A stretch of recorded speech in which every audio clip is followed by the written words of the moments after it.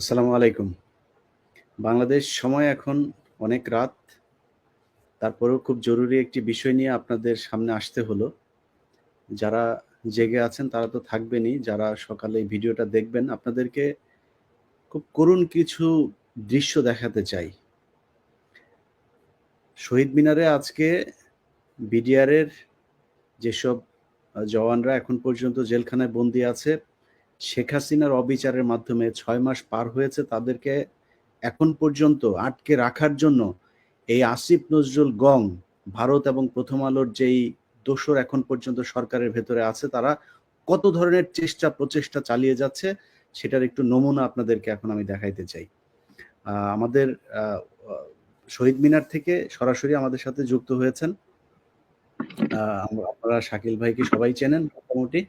তো শাকিল, আপনি আপনারা এখন রাত বাজে ১টা ১৫, এখন পর্যন্ত এখানে আছেন। মানে কি হচ্ছে কি শহীদ মিনারে, এটা একটু বলেন, এখানকার সর্বশেষ আসলে পরিস্থিতি। আমরা আগামীকালকে আমাদের যে জামিন শুনানি ছিল বা আছে, সেটার জন্যই আসলে আমরা এখন অবস্থান করতেছি যে ন্যায় বিচারের জন্য অবস্থান করতেছি। এখানে পুরো বাংলাদেশ থেকে জেলবন্দি পরিবারের সদস্যরা আসছেন। আহ, তারা এই নিরপরাধ বিডিআর সদস্যদের মুক্তির জন্য আজকে আসছেন, কিন্তু সকাল থেকে নাটকের পর নাটক দেখতেছি। গত 28 নভেম্বর যেই প্রজ্ঞাপনের অজুহাত দেখে আমাদের কোর্টের ডেট পিছিয়ে ছিল, ঠিক সেই অজুহাতটাই এখনো দেখানো হচ্ছিল। আমরা 10:30 সাড়ে 10টার দিকে জানলাম যে আমরা 8টা বা সাড়ে 8টার দিকে আমরা নিউজে দেখলাম যে আমাদের কোর্টটা কেরানীগঞ্জে হবে। আবার 10:30টার দিকে জানতেছি কোর্ট হবে না।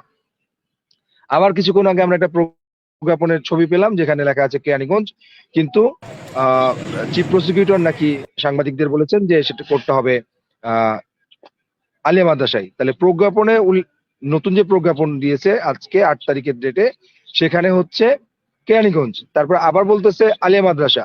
একবার বললেও হবে না। তাহলে এই বিচারের নামে যে আসলে 16 বছরের বিচার করে নাই তৎকালীন সরকার তার ষড়যন্ত্রের অংশ হিসেবে, তাহলে এখনো কেন তারা এই বিচার করতে এই বিচার করতে তাদের এত অনীহা? এই পিলখানা হত্যাকাণ্ডের ন্যায় বিচার প্রতিষ্ঠা করতে তাদের কেন এত অনীহা? জাতির কাছে আমার প্রশ্ন, এই নিরপরাধ বিডিআর সদস্যদের মুক্তি দিতে বা এই ন্যায় বিচার প্রতিষ্ঠা করতে তাদের এত কেন অনীহা? আমরা আপনি প্রত্যেকটা নিরপরাধ বিডিআর সদস্যের মুক্তি চাচ্ছি। যদি আপনারা কি আপনাদের মনে হয় তারা পরিমাণের লোক, এই মুহূর্তে কি পরিমাণের লোক আছেন এখানে, কি অবস্থা একটু আমি দেখি তো, আপনাদের চারপাশটা একটু দেখান, দর্শকরা একটু দেখুক। জি, আমি আপনাকে একটু দেখানোর চেষ্টা করতেছি।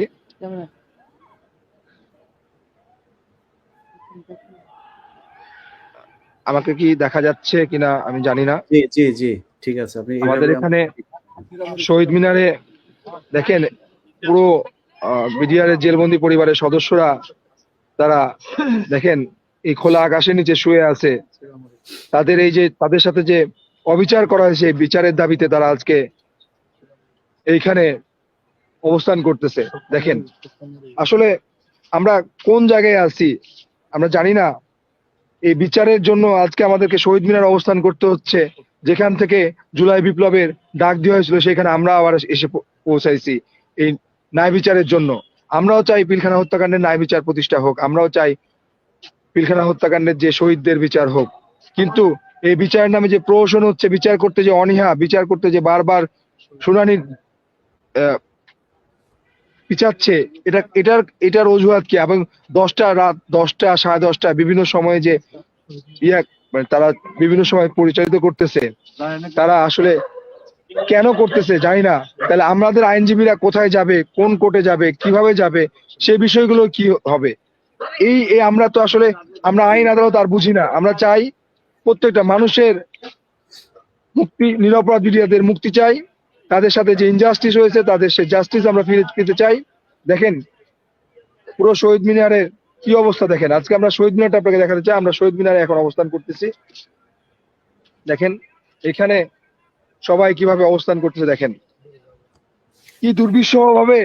ওইদিকে জেলখানায় তারা শুয়ে আছে এভাবে দুর্বিষহ ভাবে, এখানে বাইরে তাদেরকে এভাবে তার পরিবারগুলোকে শুয়ে দেওয়া হয়েছে। আমরা আমাদের বাবাদের মুক্তি চাই। আমরা চাই ন্যায় বিচার প্রতিষ্ঠা হোক। আমি আসিফ নজরুল স্যার সহ আমি আমার কাছে আমার জানতে ইচ্ছে করে যে আসলে এই যে আইন মন্ত্রণালয় এই প্রজ্ঞাপন দিতে এত লেট করলো কেন, বা এই প্রজ্ঞাপন দিয়ে রাতে আবার কেন চেঞ্জ করতেছে, এটা আসলে কি কারণে হচ্ছে, কোন অজুহাতে হচ্ছে, কেন হচ্ছে, সেটা আপনাদের কাছে জানার ইচ্ছে আমাদের। আমরা চাই আগামীকালকে কিভাবে আপনারা কোর্টের ব্যবস্থা করবেন বা কিভাবে জেলবন্দীদের মুক্তি দিবেন সেটা আপনাদের বিষয়। আমরা মানবতার কোর্টে আপনাদেরকে দিয়ে দিচ্ছি, আপনারা সবাই আমাদের জন্য মুক্তির ব্যবস্থা করবেন।